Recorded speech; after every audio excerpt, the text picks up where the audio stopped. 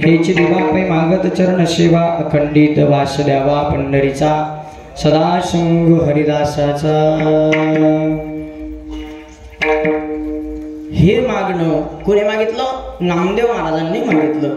कसं मागणं असलं पाहिजे? मागणं कसं असलं पाहिजे?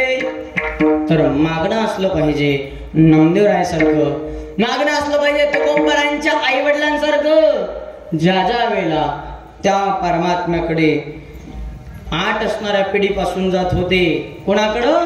पांडुरंग परमात्म्याकडे 8 पिढीपासून जायचे आणि एकही जण काहीच मागत नव्हतं।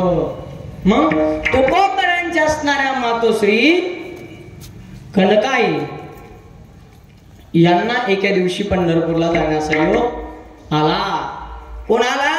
कनकाईला पंढरपुरामध्ये जाण्याचा योग आला आणि त्यांनी सहज असणार मागायला त्या ठिकाणी परमात्म्यानं म्हणावं, ऐका, एवढं तुमच्या कुटुंबाचं ऋण आमच्यावरती आहे। काय? एवढं तुमच्या कुटुंबाचं ऋण आमच्यावरती आहे। त्या ऋणानं काय झालंय? तर मला आता तुम्हाला काही द्यावंसं वाटतंय। काय दिलं पाहिजे? काय द्यावं? मागा काहीतरी। त्यावेळेस ते म्हणतात, आमच्या वडिलांची जी रीत आहे ती असणारे आम्ही जाणतो।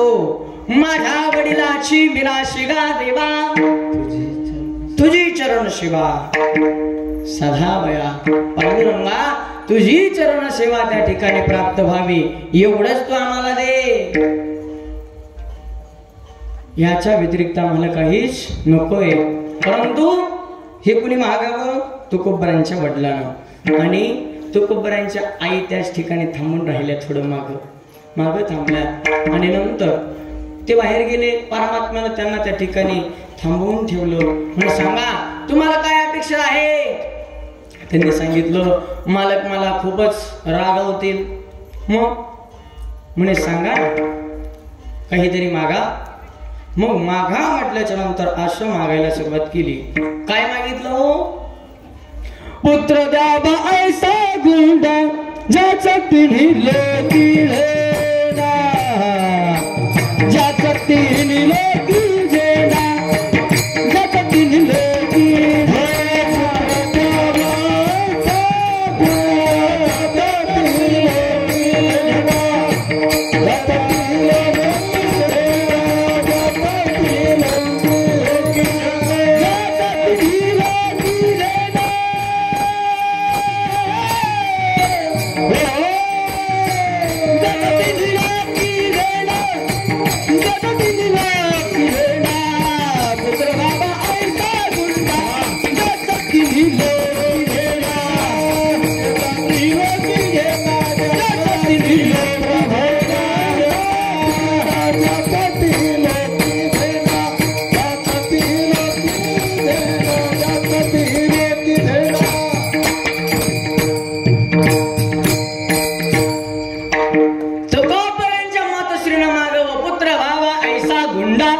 ज्याचा तिन्ही लोकी झेंडा। असा पुत्र मला द्या। परंतु आताच्या मातोश्री मागत्यात काय? पुत्र व्हावा ऐसा गुंडा, त्याच्या हातात हिरो होंडा, असं मागतात। हे मागणं म्हणजे संसारिकातलं मागणं आहे। कसा? पुत्र व्हावा ऐसा गुंडा ज्याचा तिन्ही लोकी झेंडा। नामस्मरणानं एवढं त्यानं रणक्षेत्र धुमधुमून काढावं। रणक्षेत्र चुकलं माझा शब्द? नाही ना चुकलं। रणक्षेत्राचं हे, कारण की रात्रंदिवस आम्हा युद्धाचा प्रसंग असं म्हणले असते। मग तो तुकोबाराय कोणत्या रणांगणामध्ये तुकोबाराय उतरलेले आहे? ज्या रणांगणामध्ये तुम्ही आम्ही उतरायला तयार नाहीत माहिती का? कोणतं रणांगण आहे ते? कोणत्या रणांगणात तुकोबाराय उतरले? काम, क्रोध, लोभ, मद, मत्सर, अहंकार या 6 विकारांशी ते झुंजतात। या रणक्षेत्रात उतरणारा ज्याच्या हातामध्ये भगवा झेंडा, काय? ज्याच्या हातामध्ये झेंडा असावा आणि तो त्या ठिकाणी या 6 विकारांवरती मात करणारा असावा। असा अखंड पंढरीचा वारकरी पुत्र मला पाहिजे, हवा आहे। आणि हे त्या ठिकाणी मागितलं. परंतु तुकोबरांच्या वडिलांनी राग केला. अरे परंपरा मोडी सांगलीस, मागणं असावं कोणासारखं, मागणं असावं, मागणं कोणासारखं असावं, मागणं असावं माझ्या मासाहेब जिजाऊंसारखं. काय मागितलं मासाहेब जिजाऊंनी? भगवान परमात्म्याला त्या ठिकाणी बोलत्या झाल्या, हे भगवंता तूच तूच तूच बोलतोस. यदा यदा ही धर्मस्य ग्लानिर्भवति भारत, ज्या ज्या वेळेला या देवदेश धर्मावरती संकट येतो त्या त्या वेळेला तू अवतार घेतोस. परंतु या महाराष्ट्राची अवस्था तू पाहिलीस? असं देवासमोर बोलत्या झाल्या. कोण? मासाहेब जिजाऊ. आणि मागणं करत्या झाल्या भगवंताला. आजही आपल्याला वाटतं छत्रपती शिवराज जन्माला यावे. आजही आपल्याला वाटतं संभाजीराजे जन्माला यावे. परंतु शेजारच्या घरी, शेजारच्या गावामध्ये कोण करेल एवढा संघर्ष? असं आपल्याला वाटतं. परंतु त्या ठिकाणी जिजाऊ मासाहेबांना अंतःकरण मोठं केलं आणि बोलत्या झाल्या. काय म्हणतात? त्या म्हणतात 18 पगड जातीचं 12 बलुतेदारांचं सर्व धर्मियांचं हिंदवी स्वराज्य करणारा पुत्र तू माझ्या असणाऱ्या उदरात जन्माला घाल, हे त्यांचं मागणं होतं. काय मागितलं? कसा होता तो काळ? काळा कबीर अंधार म्हणून महाराष्ट्र सजला होता. जिकडे पाहावं तिकडे बलात्कार, चित्कार, आक्रोश, किंकाळ ऐकायला येत होत्या. उभ्या पिकांचा नंगाराच केला जात होता. देवदेवतांची विटंबना, साधू संतांची अवहेलना केली जात होती. आणि अशा काळा कबीर अंधारामध्ये 5 सत्तांनी या महाराष्ट्रातल्या रयतेला जात्यात धान्य भरडलं जावं, तसं त्या ठिकाणी भरडत होती ही रयत. कशासाठी? कोणासाठी मागणं मागितलं? तर काळ्या कबीरधारामध्ये मासाहेब जिजाऊ रूपी ज्योत असणाऱ्या देवत होत्या. मासाहेब मागणं मागतात आणि आता 2 महिन्याच्या गरोदर आहेत. मासाहेब गरोदर अवस्थेमध्ये घोड्यावरती बसायचा प्रसंग त्यांच्या जीवनात आला. घोड्यावरती बसायचा प्रसंग त्यांच्या जीवनात आला. आणि झाला असं, घोड्यावरती बसल्या मासाहेब जिजाऊ आणि पोटातल्या असणाऱ्या बाळाला, गर्भामध्ये वाढत असणाऱ्या बाळाला बोलत्या झाल्या, बाळा ऐक, ए बाळा माझ्यावरती रागावू नकोस. मी घोड्यावर बसल्यानंतर तुला त्रास होत असेल बाळा, माझ्यावरती रागावू नकोस. कारण की तुला आयुष्यभर या असणाऱ्या महाराष्ट्रावरती 5 सत्तांनी हैदोष मांडला होता ना. डच, इंग्रज, पोर्तुगीज, आदिलशाही, मोगलशाही, सद्दे, कुतुबशाही या सर्वांवरती मात करून हिंदवी स्वराज्य तुला निर्माण करायचंय. आणि हिंदवी स्वराज्य निर्माण करत असताना 12 तास तुला घोड्यावरती दबडावं लागेल बाळा. तुला जर त्रास होत असेल तर तू असं समज, तुझी आई तुला घोड्यावरती बसण्याचं शिक्षण देते आहे. माझ्यावरती रागावू नकोस. घोडा दबडला. शहाजी राजानं आदिलशाही, निजामशाही सोडली होती. त्या ठिकाणी सर्व असणार सोडून बेंगळूरच्या दिशेने निघून गेले होते संभाजीराजाला घेऊन. आणि या काळामध्ये झालं असं, जिजाऊ मासाहेबांवरती स्वतःचे पिता श्री लखोजीराव जाधव चाल करून आले होते. आणि चाल करून आलेल्या अवस्थेमध्ये जिजाऊ महासाहेब कुठे होत्या? तर शिवनेरी गडावरती त्या ठिकाणी मासाहेब जिजाऊ जाऊन राहिल्या होत्या. काळ्या घोर मातीमध्ये विराजमान झालेला, 8ही बाजूने प्रशांत प्रशस्त मंदिर, मध्यांतरी विराजमान झालेला गड शिवनेरीवरती मासाहेब जिजाऊ स्थायिक झाल्या. आणि बऱ्याच दिवसाचा कालखंड निघून गेला. राणी साहेबांच्या म्हणजे जिजाऊ साहेबांच्या कानावरती एक खबर आली,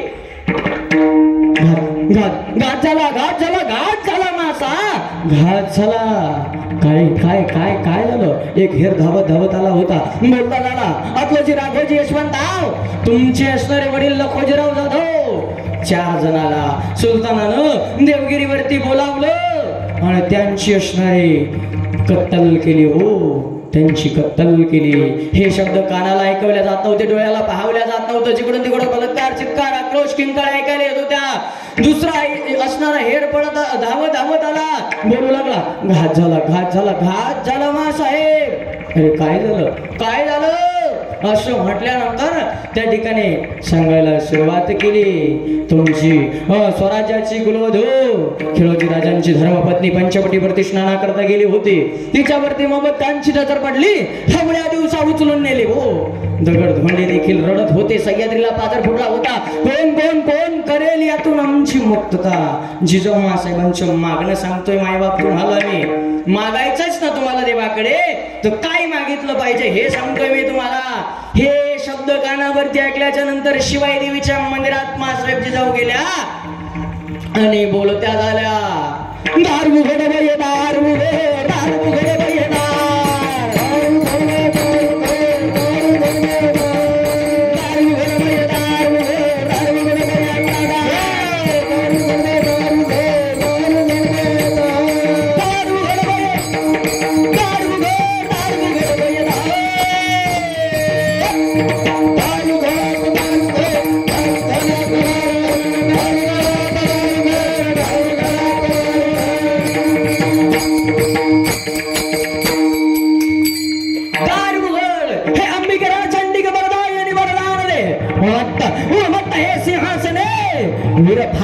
माझा पुत्र दे असं त्या ठिकाणी बोलत्या झाल्या.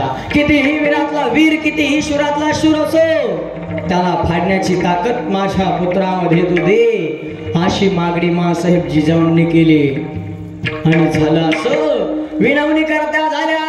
अलगिरी नंदिनी नंदित मेदिनी विश्व विनोदिनी नंदिनुते गिरिवर बिंद शिरोदिनी वासिनी विष्णु विलासिनी जिष्णुनुते भगवती हे सुती गंगे गुडंगिनी भोरी गुडंगिनी भोरी गुडे जय जय हे महिषासुर मर्दिनी रम्य परदिनी शैलसुते जय जय हे महिषासुर मर्दिनी रम्य परदिनी शैलसुते.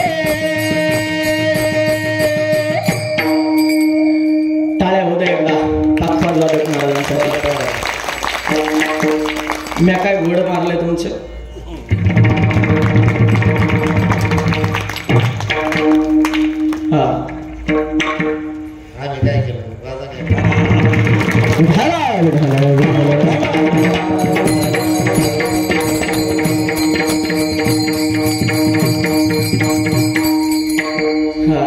मागून घेतलेल्या टाळ्या वेगळ्या असतात आणि आटोमॅटिक स्वाभाविक बाहेर निघलेल्या टाळ्या वेगळ्या असतात.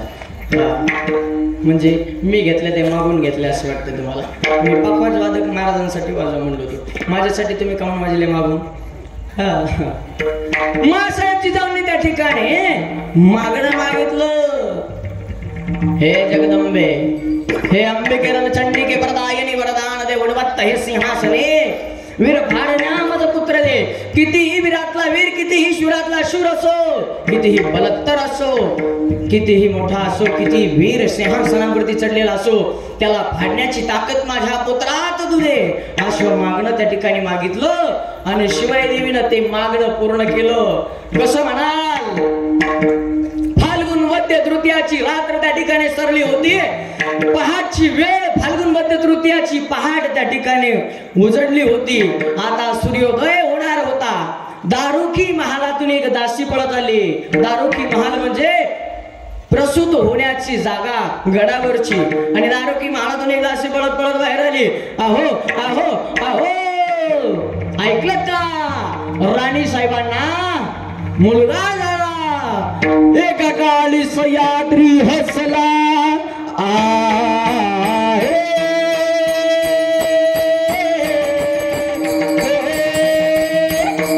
एका काळी सह्याद्री हसला अनंताला कसला. एका काळी सह्याद्री हसला अनंताला कसला. सह्याद्री तो बाळ जन्माला. मुलगा झाला राणी साहेबाला. मुलगा झाला शहाजी राजाला. शहाजी राजाला जिराजी. शहाजी राजाला जिराजी. शहाजी राजाला जिराजी.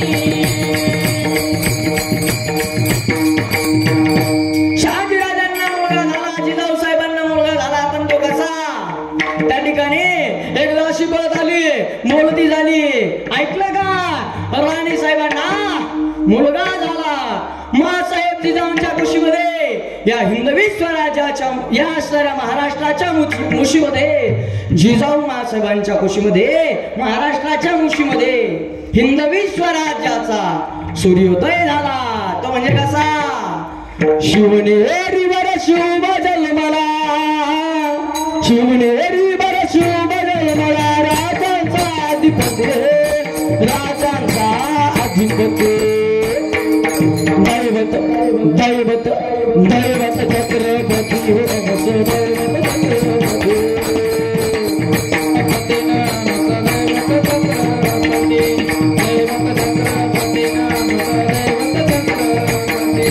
शिवाचे मावळे आम्हाला काय कुणाची. जय जय भवानी, जय जय शिवाजी, जय भवानी, जय जय शिवाजी. स्वराज्य स्थापण्यासाठी केलं जनयुक्त हो जाती, भागवत होते स्वराज्य घडविण्यासाठी. आई जिजाई आई शिवाई, आई जिजाई आई शिवाई, आशीर्वाद हो पाठे, आशीर्वाद हो पाठे. छत्रपती शिवाजी महाराज की जय, धर्मवीर संभाजी महाराज की जय. हर हर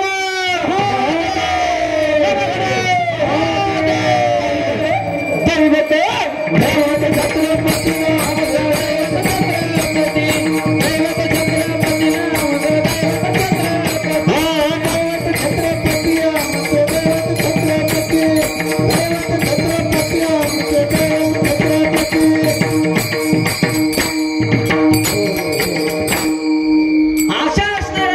छत्रपती, शिवराजांचा जन्म फाल्गुन वद्य तृतीया म्हणजे 19 फेब्रुवारी 1630 या दिवशी झाला. आणि त्या ठिकाणी एवढा आनंद प्रजाजनांना झाला. किती आनंद झाला, त्या आनंदाला पारावार राहिला नाही. जसा कृष्ण कन्हैयाचा प्रभू रामचंद्र परमात्माचा जन्म झाला त्यावेळेला जेवढा आनंद झाला तेवढाच आनंद छत्रपती शिवराज जन्माला आल्याच्या नंतर झाला. ज्यावेळेला आपल्याला 22 जानेवारीच्या दिवशी काय 22 जानेवारीच्या दिवशी प्रभू रामचंद्र परमात्मा ज्यावेळेला आपल्या या भूमीवरती येत होते, नव्हे तर त्यांची मूर्ती प्राण प्रतिष्ठा होत होती ना माय बाप. त्या दिवशी जेवढा आनंद तुम्हाला मला झाला तेवढा आनंद त्या ठिकाणी झाला. प्रभू रामचंद्र परमात्मा किती दिवसांनी येत होते हो? सर्वांच्या मुखावट एकच गाणं होतं, राम आएंगे आएंगे राम आएंगे, राम आएंगे आएंगे राम आएंगे, राम आएंगे आएंगे राम आएंगे, राम आएंगे आएंगे राम आएंगे, राम आएंगे आएंगे राम आएंगे, राम आएंगे आएंगे राम आएंगे, राम आएंगे आएंगे राम आएंगे, राम आएंगे आएंगे राम आएंगे. मेरी झोपड़ी के मेरी झोपड़ी के बाग आज खुल जाएंगे, राम आएंगे. मेरी झोपड़ी के बाग आज खुल जाएंगे, राम आएंगे. मेरी झोपड़ी के बाग आज खुल जाएंगे, राम आएंगे. मेरी झोपड़ी के बाग आज खुल जाएंगे, राम आएंगे. राम आएंगे तो अंगना सजाऊंगी, राम आएंगे तो अंगना सजाऊंगी.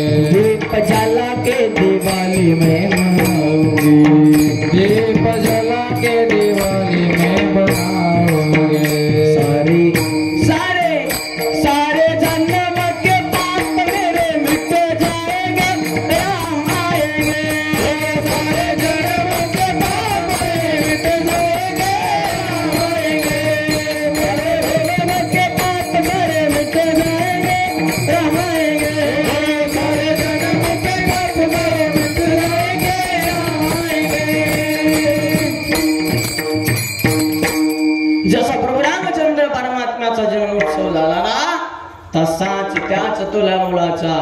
जन्माचा आनंद त्या शिवनेरी गडावरती घेतला होता.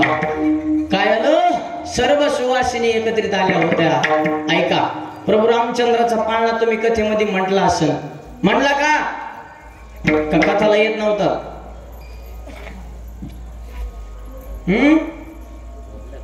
मुकेत का काय सगळे का माझी भाषा कळत नाही? येत होतात ना कथेला? अवघड झालं तर टागर खालीच रेंज चालली. मी काय वडावर बसून कीर्तन सांगा. हा, कथेला येत होतात ना तुम्ही?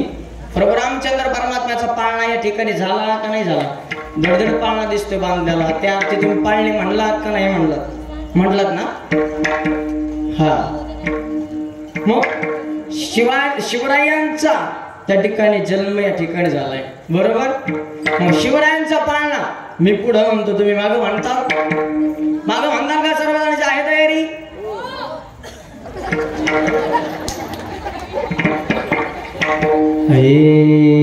शिवनेरी गडावरती माता माऊल्या जमल्या होत्या.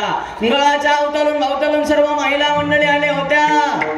आणि आल्यानंतर शिवराजांना पालखीमध्ये पाळण्यामध्ये घातलं. पाळण्यात घातल्याबरोबर काय झालं? शिवनेरीत पाळणा बांधिला, शिवनेरीत पाळणा बांधिला, शिवनेरीत पाळणा बांधिला, रेशमाची दोरी पाळण्याला. शिवनेरीत पाळणा बांधिला, रेशमाची दोरी पाळण्याला. जिजाबाई हलवी बाळाला, जिजाबाई हलवी बाळाला. शिवाजी ठेवलं नावाला, ठेवलं नावाला, जिजाजी ठेवलं नावाला, जिजाजी ठेवलं नावाला, ठेवलं नावाला, ठेवलं नावाला.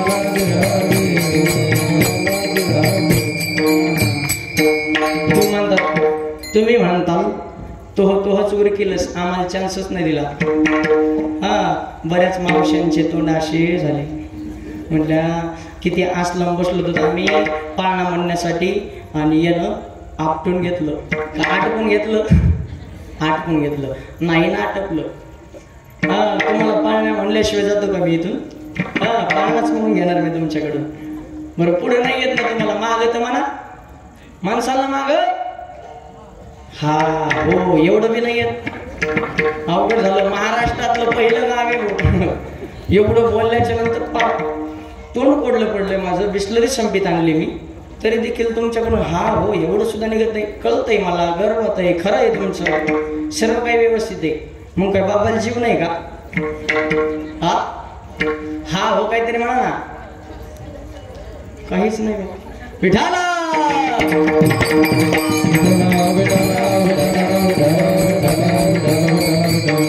चला, म्हणतच नाही मी, कॅन्सल करणार. म्हणणार का? चला चला, म्हणतो मागे म्हणा. हे या ग सुवासिनी साजनिया,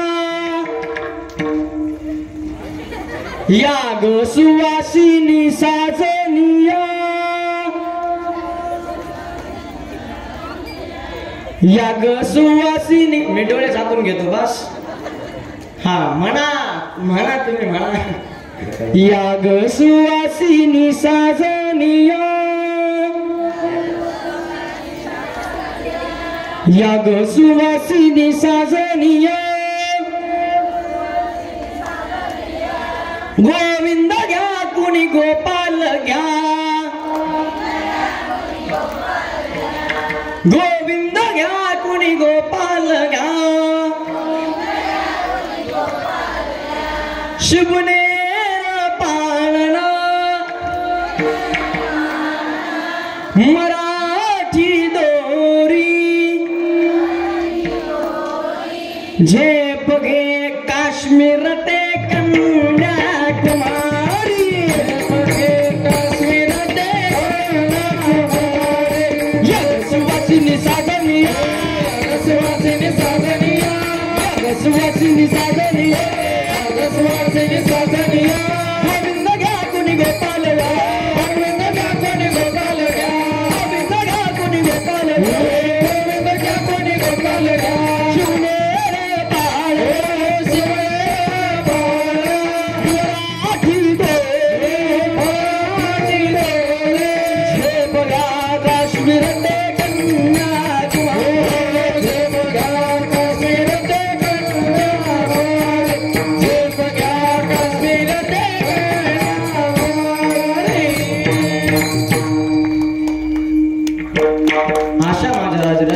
छत्रपती शिवराजांचं नामकरण झालं. मला 11ला सोडायची सवय, 10:30 केव्हा वाजले हे कळलं नाही. 3 मिनिटं जास्त झाले, जास्त नाही. आपण येणं फक्त 1 तासभरात उरकायचं. हा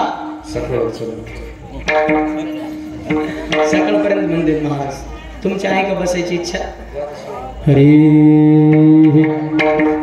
एकदा सर्वांनी ऐका, मी जर तुमच्याकडून भजन करून घेतलं नाही, मला कमीत कमी पेट्रोल पुरते का व्हायना पैसे देताना तुम्ही? हा मग तेवढे पैसे जर मी नेले आणि जर तुमच्याकडून भजन करून घेतलं नाही तर मला तुमच्या घरचा बैल होऊन फेडावं लागेल. काही काही मावश्या म्हणतात चांगला बैल आहे. असं करू नका, भजन करा. तुले हरी का नाम विठ्ठल पांडुरंग,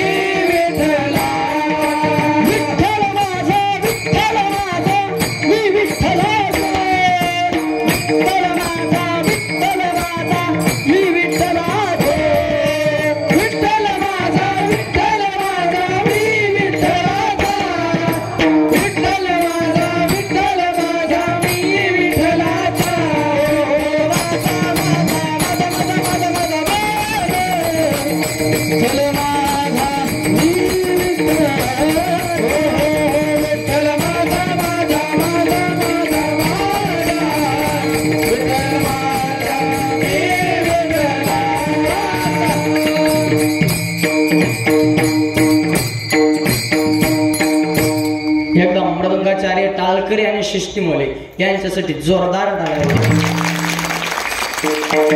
अशा राजेंद्र छत्रपती शिवराजांचं नामकरण झालं. कसं? शिवाजी असं नाव ठेवलं का? ऐकायचं शिवचरित्र हे मी तुम्हाला सांगतो आणि कीर्तन सेवा आटपून टाकतो. काय? माझ्या राजेंद्र छत्रपती शिवराजांचं चरित्र का ऐकायचं? माणसानं जन्माला आल्याच्या नंतर कसं जीवन जगलं पाहिजे हे ज्ञानेश्वरी आणि रामायण नावाचा ग्रंथ शिकवतो. माणसानं जन्माला आल्याच्या नंतर कसं मारावं श्रीमद भागवत महापुराण आपल्याला शिकवतो. आणि देवदेश धर्माच्या रक्षणासाठी माणसानं कसं जगावं हे छत्रपती शिवराजांचं चरित्र शिकवतो. आणि माणसानं देवदेश धर्माच्या रक्षणासाठी कसं मारावं हे माझ्या धर्मवीर छत्रपती संभाजीराजांचं चरित्र शिकवतं माय बाप. म्हणून शिवचरित्र ऐकायचं. काय काय झालं असतं? माझे राजेंद्र छत्रपती शिवराज जर जन्मालाच आले नसते तर बाटल्या असत्या आमच्या या बहिणी. छत्रपती शिवराज जन्मालाच आले नसते तर बाटल्या असत्या आमच्या या बहिणी. नसते दिसले पंगू गबाळे, नसते दिसली अंगणात तुळस, आणि नसते दिसले देवळावर कळस. राजेंद्र छत्रपती शिवराज देव नव्हते, परंतु ज्यांच्यामुळं आपण या ठिकाणी सप्ताह करतो, ज्यांच्यामुळे देवळात देव सुरक्षित आहे ते म्हणजे माझ्या छत्रपती शिवराजांमुळे आहेत. माझा राजेंद्र छत्रपती शिवराजांमुळे आहेत. अशा राजांचं चरित्र याकरता ऐकलं पाहिजे. धर्माचं पालन कसं झालं पाहिजे. अभंगाच्या एकाच चरणाचा भाव या ठिकाणी मांडला. अभंगाच्या दुसऱ्या चरणाचा भाव, तिसऱ्या चरणाचा भाव, चौथ्या चरणाचा भाव, सरळ शब्दशः सरळ भावार्थ मी त्या ठिकाणी केला होता. मला कीर्तन सांगायला काहीच हरकत नाही. 4-4 तास भागवताची कथा असो, रामायणाची असो, साईबाबांची असो, शिवाजी महाराजांची पण कथा सांगतो. तुम्हाला खोटं वाटत असेल तर युट्यूबला माझं नाव टाकून सर्च करा. युट्यूबला सर्व त्या ठिकाणी येऊन जाईल. आजचं जे कीर्तन झालंय हे सुद्धा जर झालं असलं शूटिंग तर 100% चेंज झालं ना शूटिंग. हा तुम्ही नाही बोललेला, तुम्ही त्या ठिकाणी नाही बोललात ना, ते सुद्धा याच्यात येणारच आहे. तेही टाकून देतो युट्यूबला. हरी ज्ञानेश्वर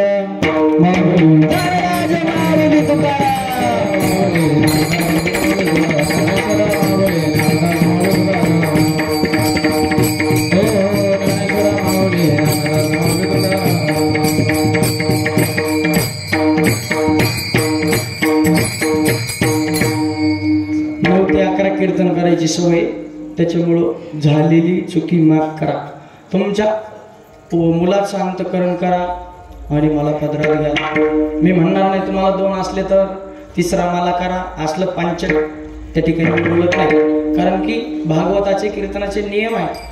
कीर्तन करणं का कंबर बांधून कीर्तन करावं? कारण की कीर्तन करता योग्यतेचा लागतो मायबाप. कीर्तन करताना कीर्तन करायची ती अवस्था असायला पाहिजे. कोणती अवस्था? विदेही अवस्था, ती उन्मनी अवस्था असायला पाहिजे. म्हणजेच तो अधिकारी पुरुष असायला पाहिजे. नाही तर आमच्यासारख्या येड्या गबाळ्यानं ज्याला काहीच येत नाही त्याला इथं उभं राहायचं, कंबर बांधायचं. कंबर का बांधता तो? कंबर दुखत म्हणून. एक जण बाबा म्हटला मोटरसायकलवरच प्रवास करून येतो म्हटला मी, त्याच्यामुळे माझं कंबर दुखत आहे, कीर्तनात कंबर बांधितो. उन्मनी नावाची जी अवस्था आहे, ज्या ठिकाणी जगदंबा नावाची ही कुंडलिनी शक्ती आहे, लोकांना ज्ञान सांगत असताना स्वतःला आलेला अनुभव प्रगट करत असताना, तो अनुभव प्रगट करत असताना ती परत जागृत होणं याकरता नाभी कमल बांधायचं असतं, कंबर नाही. काय म्हणतोय मी? हे अधिकारी पुरुष असतात. आमच्यासारख्याने यायचं, 4 गोष्टी हसून टाकायच्या, झालं कीर्तन. हसणे किंवा तुम्हाला विनोद सांगणे हे कीर्तन नाहीच आहे मायबाप. जरा जास्तच बोलून चाललोय, असू द्या. पायीची वाहन पायी बरी ही स्थिती मला द्या आणि या ठिकाणी सेवेला पूर्णविराम चाल घ्यायची. घ्या.